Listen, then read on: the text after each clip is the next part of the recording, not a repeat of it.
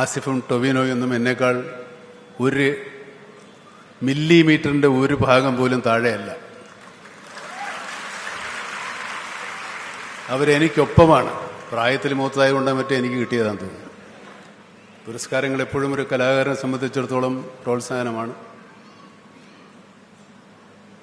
അതും മലയാളം പോലെ നല്ല സിനിമകൾ ഏറ്റവും കൂടുതൽ എടുക്കുന്ന ഭാഷയിലെ അഭിനയത്തിന് നല്ല നടനുള്ള അവാർഡ് കിട്ടുന്നത് അതിലേറെ പ്രോത്സാഹനജനകമാണ്. കഴിഞ്ഞ വർഷം ഇറങ്ങിയ സിനിമകളെല്ലാം എല്ലാ തരത്തിലും വലിയ വിജയങ്ങളായിരുന്നു, കലാപരമായും സാമ്പത്തികമായും.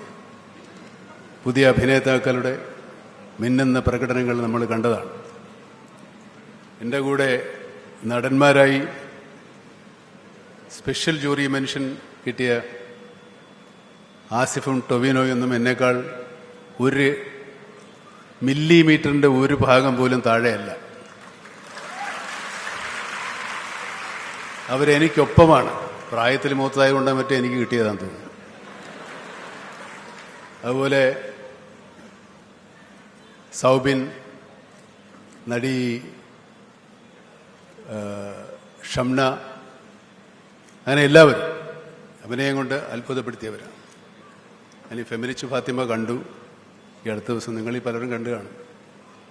ഈ പുരുഷാധിപത്യത്തെ പറ്റിയാണ് സിനിമ എങ്കിലും നമ്മളെല്ലാവരും ഒരിക്കലെങ്കിലും ഭാര്യയോടൊന്ന് ഫാനിടാൻ പറഞ്ഞു കാണും.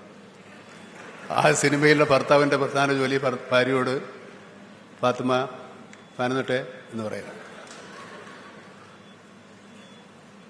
ഇത്തരം സിനിമകൾ മലയാളത്തിൽ മാത്രമേ ഉണ്ടാവുള്ളൂ. മലയാളികൾക്ക് മാത്രമേ അങ്ങനെ ഒരു സിനിമ ചിന്തിക്കാനും ഉൾക്കൊള്ളാനും സാധിക്കും.